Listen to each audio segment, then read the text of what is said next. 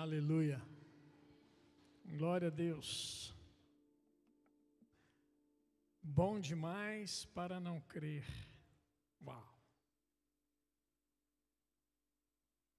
Irmãos, a gente vê milagres constantemente. Amém? Você pode dar um amém com mais entusiasmo? E deixa eu te dizer uma coisa. Você estar vivo é um grande milagre. Você estar vivo é um grande milagre.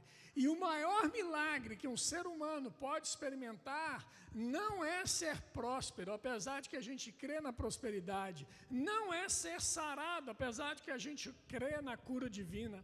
Mas é ser salvo, ter a sua vida retirada de um império de trevas e transportada para o reino do Filho do seu amor. Amém? E nisso, irmãos, eu e você fomos alcançados. Fomos alcançados pela salvação em Cristo Jesus. E esse é o maior milagre que eu e você poderíamos experimentar. E graças a Deus, experimentamos. Amém, irmãos? Uma vez que nós experimentamos desse amor, queridos, nós entramos num novo nível, que é o nível da nova vida em Cristo. E o tema dessa mensagem de hoje é: como devo viver a minha nova vida em Cristo? Como devo viver a minha nova vida em Cristo? Amém? E eu queria começar com o texto de Romanos, no capítulo 12, nós vamos meditar em todo esse capítulo de Romanos 12, para que a gente saia daqui compreendendo perfeitamente como eu devo viver, como deve ser o meu estilo de vida. Amém, irmãos? Eu estou achando vocês entusiasmados hoje. Amém, irmãos? Oh, aleluia, glória a Deus, glória a Deus. Romanos capítulo 12, você leia comigo aí, acompanhe comigo aí, por favor. Romanos 12, versículo 1, diz assim: rogo-vos, pois, irmãos, pelas misericórdias de Deus, que apresenteis o vosso corpo por sacrifício vivo, santo e agradável a Deus. Você pode dizer comigo: vivo, santo e agradável a Deus, que é o vosso culto racional.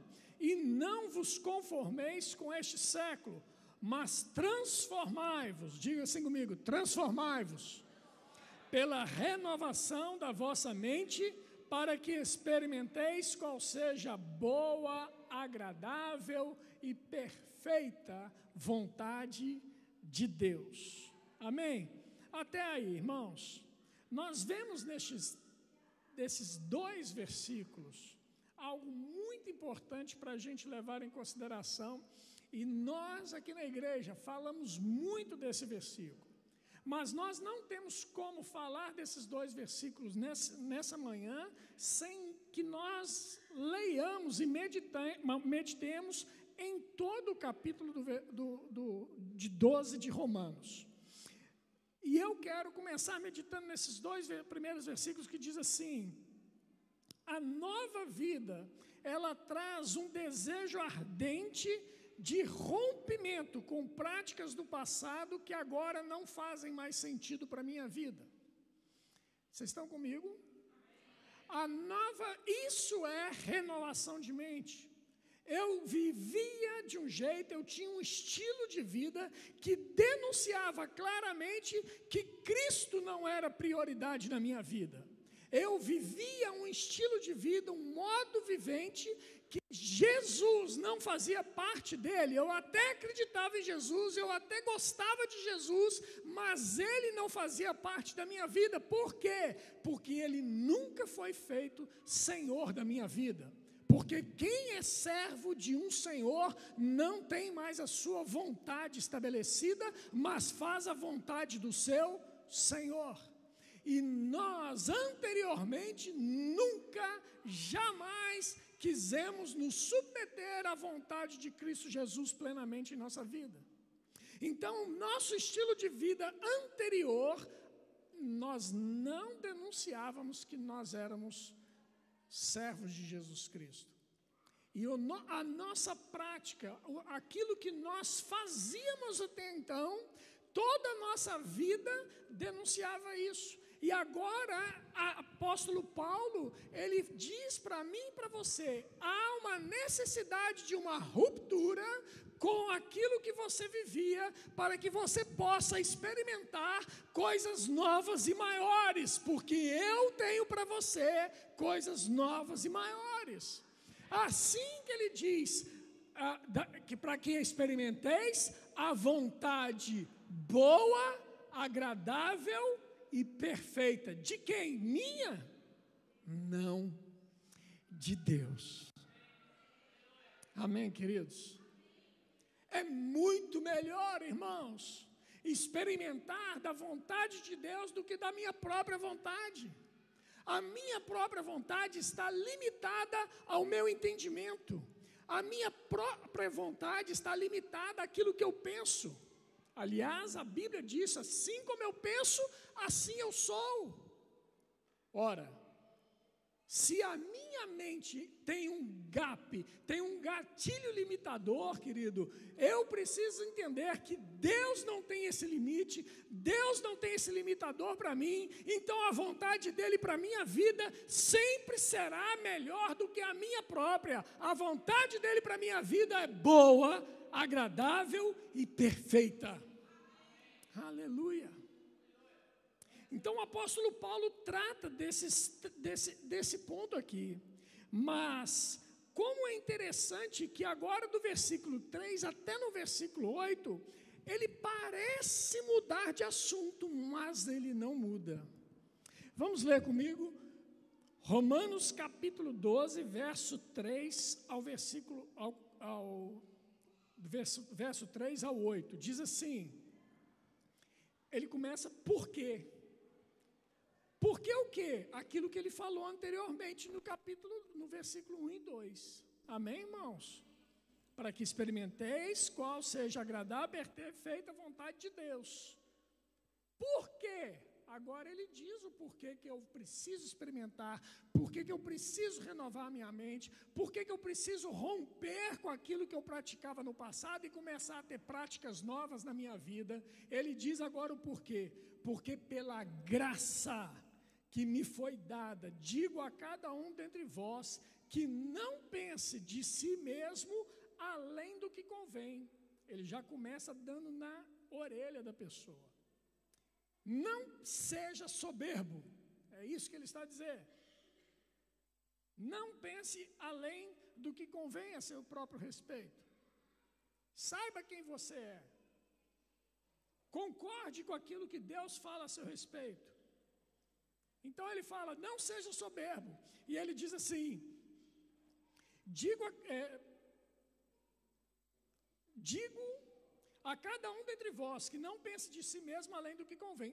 Antes, pense com moderação, segundo a medida da fé que Deus repartiu a cada um. Olha, existe uma medida de fé que Deus repartiu a cada um de nós. E aí ele vem no versículo 4, por quê? Novamente ele entra com um porquê, Paulo dando as explicações por que ele está dizendo essas coisas todas, porque assim como um só corpo temos muitos membros, mas nem todos os membros têm a mesma função. Assim também nós, conquanto muitos somos um só corpo em Cristo e membros uns dos outros, tendo, porém, diferentes dons, segundo a graça que nos foi dada. Se profecia, seja segundo a proporção da fé. Se ministério, dediquemo-nos ao ministério. Ou ao que ensina, esmere-se no fazê-lo. Ou o que exorta, faça-o com dedicação. O que contribui, com liberalidade. O que preside, com diligência. Quem exerce misericórdia, com alegria. Irmãos, talvez você possa pensar assim, espera aí, o apóstolo Paulo mudou totalmente de assunto. Ele está falando lá sobre renovação da mente e agora ele entra com dons do ministério. Ora, irmãos, deixa eu te dizer uma coisa. Ele não mudou de assunto, o assunto é o mesmo. Você precisa entender o seguinte, alguns aqui nunca fizeram isso, mas eu posso te garantir que eu já fiz. Eu escrevi carta e mandei pelo correio. Eu assumo, tá bom?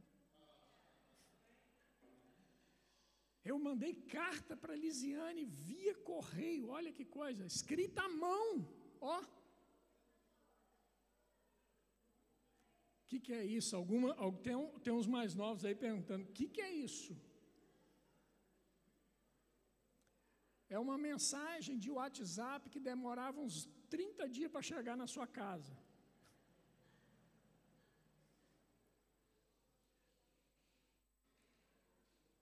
E deixa eu te dizer, cada vez que eu escrevia uma carta para a Lisiane, ou ela escrevia uma carta para mim, nós não escrevíamos a carta assim. Olá, versículo 1, olá meu amor. Versículo 2, estou com muita saudade de você. Versículo 3, amanhã pretendo comprar passagem para ir ter contigo em Governador Valadares. Versículo 4, me espere com expectativas porque eu já estou a chegar. Versículo 5, o ônibus da Gontijo, ele vai chegar, eu estou crendo para isso. Não, irmão, a gente não escrevia cartas colocando versículo por versículo, e assim também a Bíblia não era escrita assim. A Bíblia ela foi escrita de uma vez só, no sentido de cada livro, cada capítulo, não se parava para poder colocar o capítulo e o versículo, como nós temos hoje. Isso foi colocado recentemente, há pouco tempo atrás, levando em consideração o tempo de vida da Bíblia, foi colocado recentemente para facilitar o meu e o seu acesso à leitura da Palavra de Deus, para a identificação onde está cada texto. Então, esse texto aqui, quando o apóstolo Paulo escreveu, ele fez de uma vez só. Então, ele não mudou o que está sendo dito aqui, não. O versículo 1 do capítulo 12 está falando, o versículo 1 e 2 está falando sobre renovação da mente, para a gente experimentar qual a boa, agradável, perfeita vontade. E aí, do versículo 3 a 8, ele começa a falar dos dons do ministério. Mas, quando você estuda a Bíblia, e aí vem a chave disso aqui, quando você estuda a Bíblia, em outra passagem, lá em 1 Coríntios, no capítulo 12, versículo 7 em diante, quando ele fala a respeito de dons do ministério, ele fala algo novo, ele fala para que uns aos outros, até que o corpo de Cristo seja perfeito. Os dons ministeriais, queridos, existem para servir uns aos outros. Eu sou pastor para poder servir a você. Não é para poder estar aqui no púlpito, irmão. Estar no púlpito, estar aqui em cima, pregar a palavra de Deus, é um tantinho assim, daquilo que é uma vida pastoral. E aqui ele desenvolve diversos dons ministeriais aqui ao longo dessa passagem do 3 ao 8, para dizer o seguinte: não tem crente sem ministério. E se não tem crente sem ministério, querido, você está sendo arregimentado para poder servir ao seu irmão. Glória a Deus por 4 amém. Não existe crente sem ministério. E se não existe crente sem ministério, você está sendo arregimentado para servir ao seu irmão. Ah, pastor, mas eu não sei pregar. Ah, pastor, mas eu não sei cantar. Ah, pastor, mas eu não sei isso, não sei aquilo. Você leu direito a passagem? Não é possível, irmãos, que você não se encaixe em alguma dessas coisas. não tem como ficar de fora. Até mesmo, alguém pode dizer assim, eu não sei fazer nada.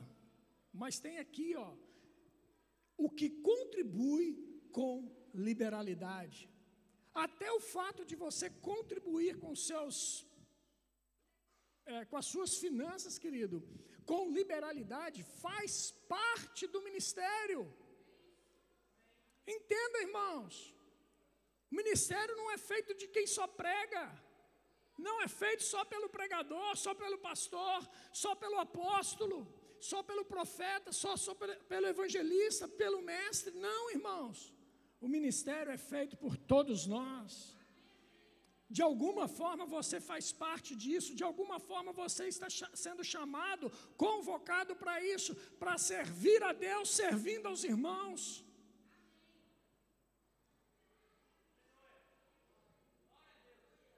Glória a Deus, irmão. Eu sei que o dia que a gente prega sobre prosperidade, a gente corre na área, a gente pula, a gente sapateia, né? Mas essa palavra é importante para mim e para você também nessa manhã, queridos. Nós precisamos compreender o nosso lugar no corpo de Cristo. Nós precisamos compreender que a renovação da mente, querido, é um processo que começou quando nós aceitamos a Jesus Cristo. E ele só se encerrará o dia que nós formos arrebatados para estar para sempre com ele. Enquanto nós estivermos vivos, querido, nós precisamos renovar a nossa mente. Para quê? Para que eu experimente a boa, agradável e perfeita vontade do Pai. Por quê? Porque eu preciso, experimentando a boa vontade de Deus na minha vida, a agradável vontade de Deus na minha vida, a perfeita vontade de Deus na minha vida, eu vou entender que servir ao meu irmão é a melhor coisa que existe.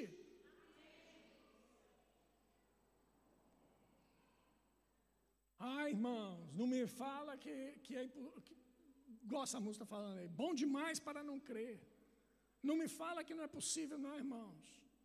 Porque eu já vi dentro da minha casa, na minha sala, um casal estéril, que não podia ter filhos, e nós orarmos, e agora ele já tem lá os seus filhos lá, dentro da minha casa. Não me diz que isso não é possível, não. Você pode dizer para qualquer pessoa, um casal através da medicina dito, não poderão ter filhos. Está lá, acho que já são duas, né, do Sam Davis. Acho que são duas meninas, se não me engano. Está lá, irmãos. Não me diga que isso não é possível, porque eu já vi. Não me diga que não pode levantar um morto, porque eu já vi. Não me diga, irmãos, que câncer não é curado, porque eu já vivi. Percebe, irmãos? Você tem algo, querido, que eu não tenho. E que pode alcançar o corpo de Cristo, irmãos. Não faça pouco caso daquilo que Deus te deu. Não subestime o poder de Deus na sua vida. Há um poder de Deus na sua vida que criou céus e terra, querido. Ele está ativo na sua vida. Creia nisso. Aleluia. Há um poder de Deus, querido, disponível para mim e para você, para nós podermos servir uns aos outros. Sabe, deixa eu te dizer uma coisa, algumas pessoas perguntam assim, pastor, por que aconteciam tantos milagres na época dos apóstolos e hoje quase a gente não vê? Deixa eu te dizer uma coisa, sabe por que isso acontece? Porque os apóstolos, eles eram ousados em cumprir a palavra de Deus e nós somos covardes. Desculpa falar isso para você.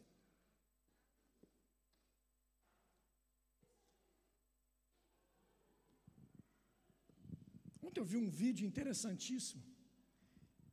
Eu vi um pato no meio de um monte de boi. E os bois vinham para dar uma cabeçada no pato, o pato não arredava o pé. E o boi recuava. Ei, deixa eu te dizer uma coisa, irmãos. Nós temos que nos ver como aquele pato. Não recuar frente ao inimigo. O inimigo vem fazendo uma gracinha, chega correndo para nos assustar. Irmão, saiba quem você é. Você está assentado com Cristo Jesus nas regiões celestes. O inimigo não pode te tocar, querido. É ele que tem que fugir de você. Ah, se as mulheres soubessem o poder que elas têm sobre as baratas. Ah, se elas soubessem.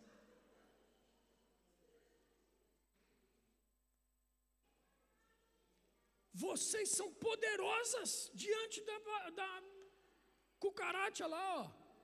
Vocês são poderosas. Como é que seu pai chamava elas? Periplaneta americana, o nome científico da barata. Olha só. Conhecimentos gerais. Irmão, deixa eu te dizer uma coisa. Você é um ser superior a elas.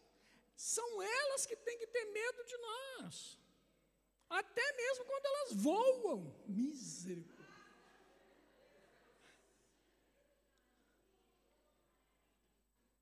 Sabe, amados, o diabo ele vem e tenta fazer careta para mim e para você. Tenta fazer com que nós fiquemos com medo. Tenta fazer, olha, não vai ser possível, olha, não vai dar, olha, você já perdeu, olha, você não consegue, olha, é impossível isso. Ei, deixa eu te dizer uma coisa, isso tudo é manifestação de alguém pequeno que está com medo de você. Agora você precisa saber quem você é, para você bater o pé. Aqui não, sai. Bata em retirada no nome de Jesus Cristo, porque eu sei quem eu sou, eu sei também quem tenho crido, e sei que Ele é poderoso para poder fazer infinitamente mais.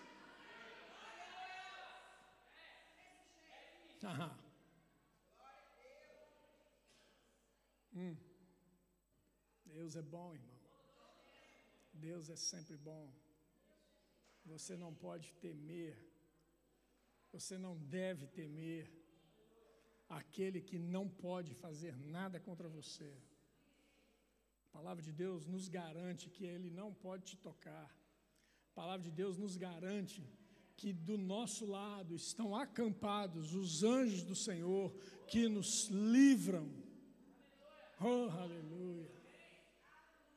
Dentro de você, a palavra de Deus nos garante que dentro de mim e de você habita o próprio Espírito do Deus vivo.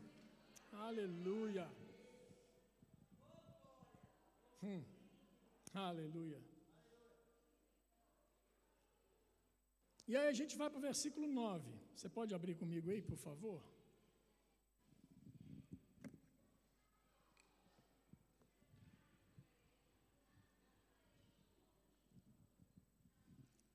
Romanos, capítulo 12, verso 9. Eu renovo a minha mente, sou tirado do império das trevas, transportado para o reino do Filho do seu amor, para viver um novo estilo de vida. Nesse novo estilo de vida, eu percebo que eu estou aqui para poder servir aos meus irmãos. Eu percebo que existe sobre minha vida um chamado ministerial, seja ele em qualquer área, em qualquer uma dessas áreas elencadas aqui. E aí entra no versículo 9.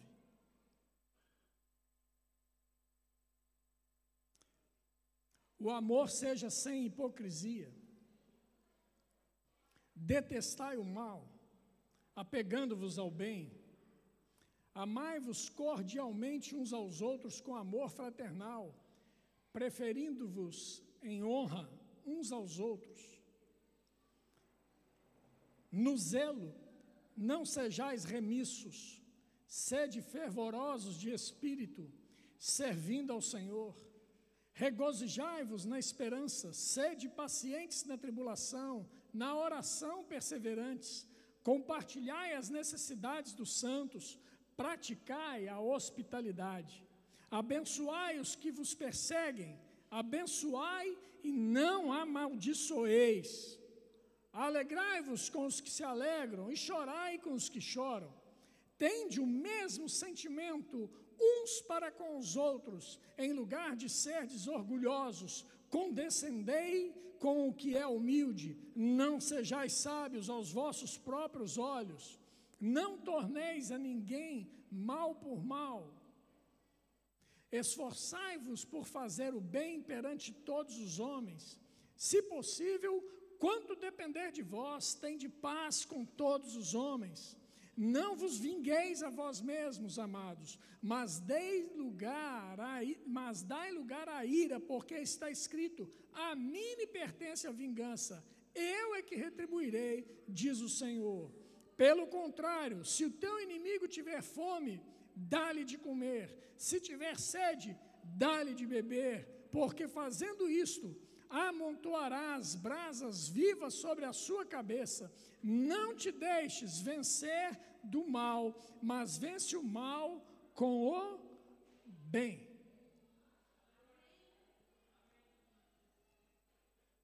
Renovação da mente. Servir uns aos outros. Mas existe um modo como eu devo servir. E esse modo como eu devo servir é que faz toda a diferença, irmãos. Se não for para servir em amor, querido, nós podemos todo mundo ir embora. Porque cristianismo é isso. Cristianismo é servir uns aos outros em amor. Cristianismo é preferir o outro em honra. Não, por favor, você. Não, você. Não é bajulação, irmão, mas é ser alguma coisa sincera do coração, algo verdadeiro, porque você sabe que servir ao outro é melhor. Ele diz aqui, irmãos, amai-vos cordialmente uns aos outros. Quando eu leio um texto desse, que ele está orientando que é para amar cordialmente, eu fico pensando na possibilidade, por que ele escreveu isso? Se ele escreveu isso é porque provavelmente naquela igreja estava tendo algum tipo de situação que ao invés de amar cordialmente, as pessoas estavam simplesmente machucando umas às outras. E eu lembro de uma lenda que existia lá na minha terra, que o pescador chegou de noite para pescar ali na beira do rio, e ele viu duas cobras grandes numa briga, uma com a outra. E elas estavam se atracando, brigando uma com a outra, e uma pegou e mordeu o rabo de uma, e a outra mordeu o rabo da outra, e as duas foram se mordendo, engolindo uma outra, de repente, buf, desapareceram as duas. Essa é história de pescador, irmão.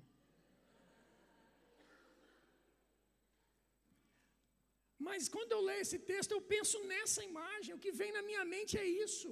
Muitas vezes, querido, nós estamos dentro da igreja e começamos a nos morder de tamanha força, queridos, que nós vamos acabar desaparecendo.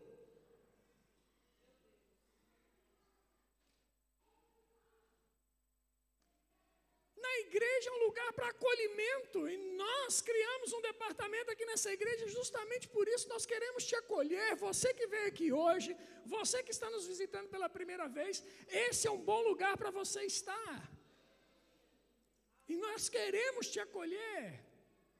Por isso existe o acolhimento da igreja. Mas nós não podemos ser daqueles, querido, que ficam se pegando, que ficam se mutilando. No nosso meio não cabe, irmãos, no nosso meio não cabe esse tipo de atitude, não cabe fofoca, não cabe essas coisas, irmãos. Se não tem algo bom para acrescentar, fique quietinho, não fale da vida dos outros,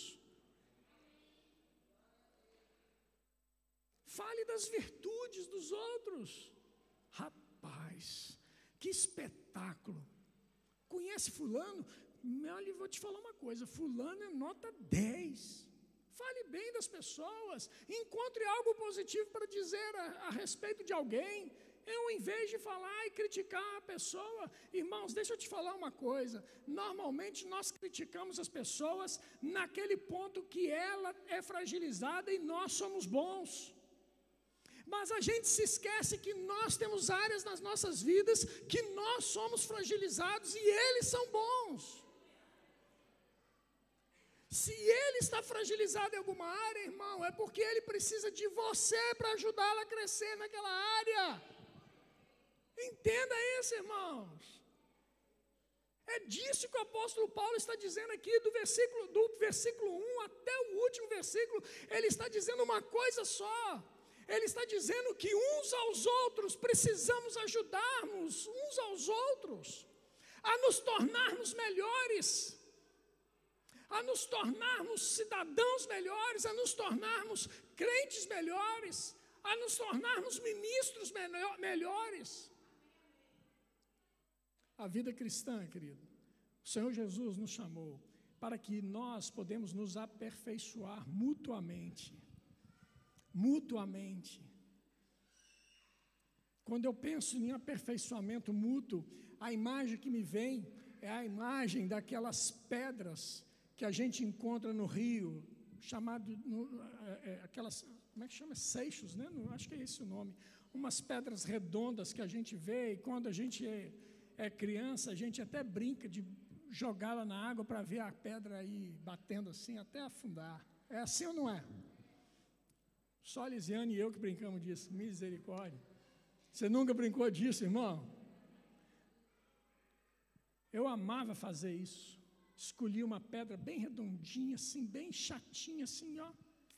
Ela ia em cima da água, assim, ó, até afundar. Agora, sabe como é que aquela pedra ficou chatinha, achatada daquele jeito? Sabe como é que aquela pedra tomou aquela forma? Lá em cima, na cabeceira do rio, ela era totalmente quadrada, hexagonal, octogonal, cheia de pontas. Mas à medida que ela começou a descer, acompanhando a correnteza das águas do rio, ela foi batendo uma na outra. E à medida que ela batia uma na outra, ela quebrava suas pontas, tirava aquelas arestas, até chegar lá na foz do rio, até chegar lá na frente, quilômetros e quilômetros adiante, para que ela estivesse perfeita, redondinha, totalmente alisada. Irmãos, eu e você estamos no rio de Deus. Estamos nesse rio chamado Rio de Deus.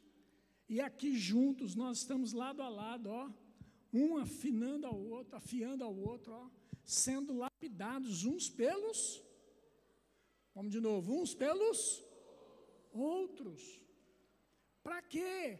Para que nós possamos, aquilo que eu tenho sobrando, possa ser seu, e aquilo que você tem sobrando, possa ser meu. Amém, querido? E você tem coisas boas sobrando dentro de você. Você é um bom depósito. Deus tem colocado boas coisas em você que podem contribuir e devem contribuir para o meu crescimento, para o meu amadurecimento. Eu não sou perfeito, eu estou em obras. Nós estamos em obras, irmãos. E aqui vai uma alusão ali. Não está perfeito ainda o nosso espaço, não está pronto o nosso espaço, mas quando estiver pronto, ele vai estar perfeito. Eu e você não estamos prontos, mas quando nós estivermos prontos, querido, nós vamos estar perfeitos.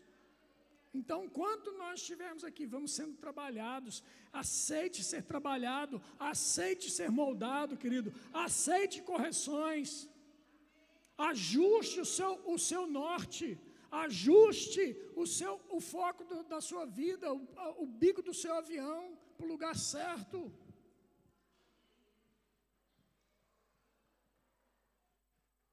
Ontem a Liz estava me mostrando um vídeo de um avião, acho que é China Airlines, que teve uma pane. Uma coisinha simples, que o piloto poderia ter identificado logo e corrigido, uma pequena falha. E aquele avião começou a se precipitar de bico para baixo. Uma coisa assustadora, aterrorizante aquela cena.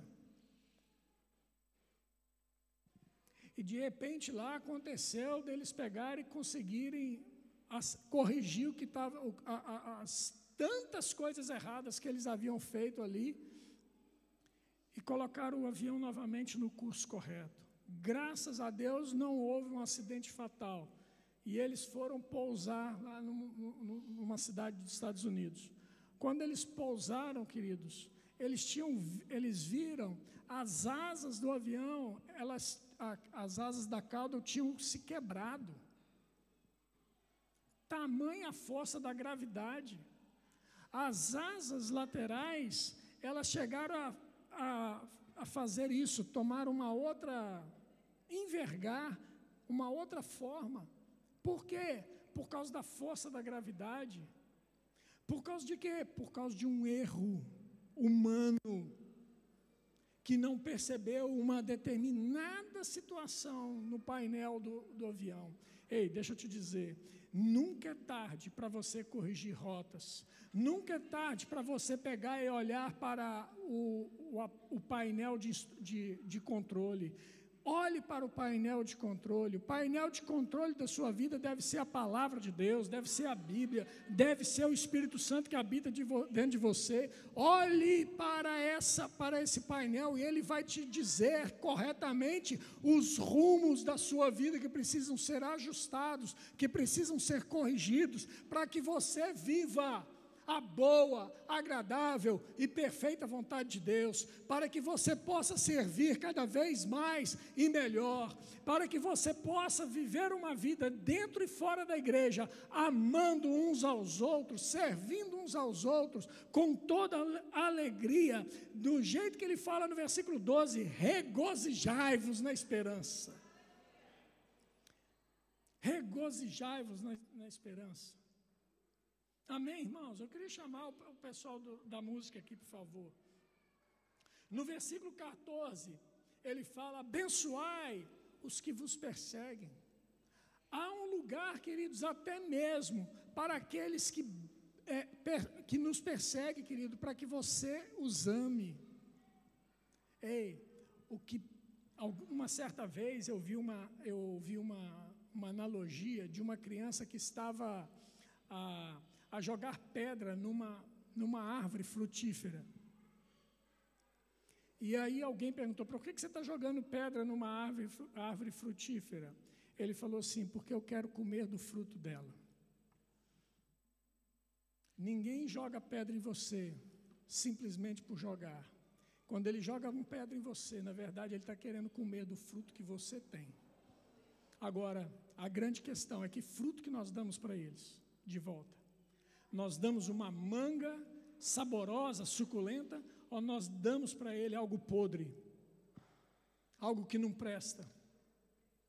Retribuímos a ele o mal com o mal. Uma vez eu estava debaixo de uma árvore e alguém jogou uma pedra lá em cima. E aquela pedra veio batendo nas árvores, foi batendo, e até que ela achou um lugar para ela pousar, em cima da minha cabeça. E ela bateu aqui assim, e houve um corte, e a minha cabeça parecia aquelas torres de petróleo a jorrar. Saía sangue, o tempo assim para o alto, assim, os meus amigos ficaram apavorados, o rapaz que jogou a pedra ficou apavorado, saiu correndo, os meus amigos me levaram para casa, mas na verdade foi só um corte superficial, graças a Deus nada de ruim acontece, mas ninguém joga pedra em quem não tem fruto, querido. Ninguém joga pedra em quem não tem fruto. Você tem um bom fruto. Você tem um bom fruto a dar. Não preocupe com quem está jogando pedra em você. Se tiver alguém jogando pedra em você, devolva para ele. um bom e agradável fruto, rendendo louvores a Deus, adorando a Deus. Obrigado, Deus, porque você tem me guardado. Eu te abençoo em nome de Jesus. Renda graças a Ele pela essa pessoa. Sabe, irmãos, eu sei que às vezes isso é difícil e pode parecer algo assim utópico, mas não é utopia. É um estilo de vida que Cristo Jesus nos orientou a fazer. Se o apóstolo Paulo deixou isso escrito para nós, querido, é porque é possível. É possível. É possível eu e você rendermos graças a Deus pela vida de uma pessoa que nos persegue.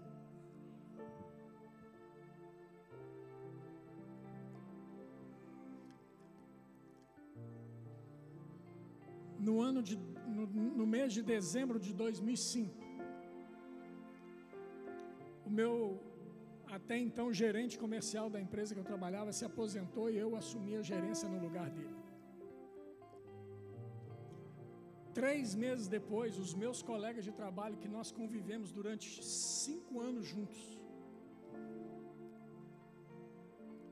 armaram um complô entre eles para poder dar um jeito de que eu fosse demitido e mandado embora da empresa. E aquilo chegou ao meu conhecimento e eu reportei aquilo ao meu diretor. O meu diretor veio até a minha cidade e fez uma reunião com todos nós. E naquela reunião com todos nós, eu estava assim, já preparando a assinatura de demissão de cada um deles. Pelo menos dentro do meu coração. O desejo era de mandar embora. Eu vou te mandar embora, eu vou te mandar embora, eu vou te mandar embora, eu vou te mandar embora. E aí naquela reunião o diretor pegou e falou assim: por que vocês estão fazendo isso? Ah, porque o Márcio fez isso. Ele fez isso porque eu mandei ele fazer assim. Ah, mas ele fez isso também. Eu também fiz isso. Fui eu que mandei ele fazer assim. E isso sim, eu fiz isso. E aquele meu diretor, ele chamou sobre si todas as responsabilidades que estavam sendo imputadas sobre a minha vida. Eu tinha recém assumido a gerência da empresa. E eu não seria louco de fazer coisas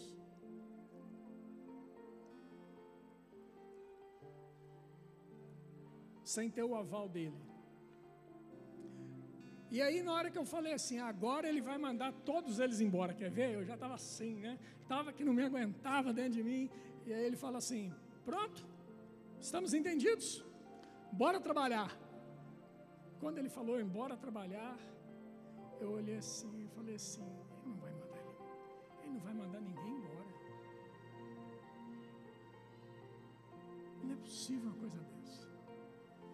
E aí eu fui embora. Nós saímos dali. Sabe, queridos, eu aprendi uma grande lição naquele dia.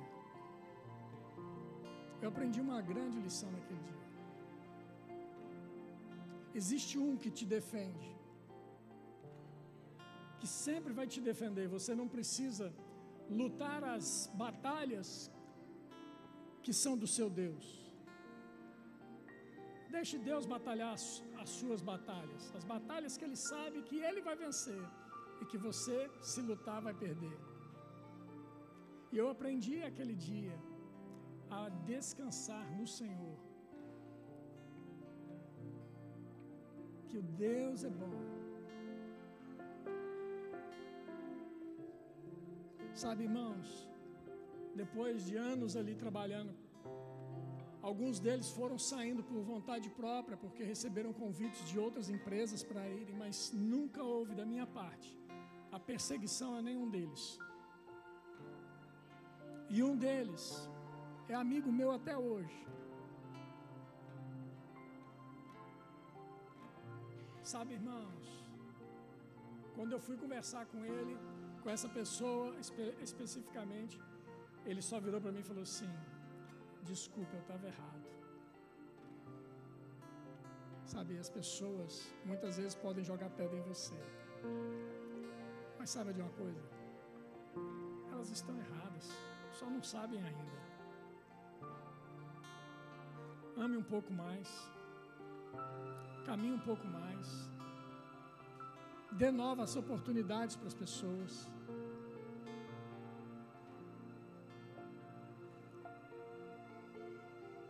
Nós somos uma igreja grande, irmãos, em pleno crescimento, para vivermos o melhor de Deus nessa terra. E nós vamos viver isso, porque eu tenho certeza que Romanos capítulo 12 faz parte da sua vida. Amém, irmãos?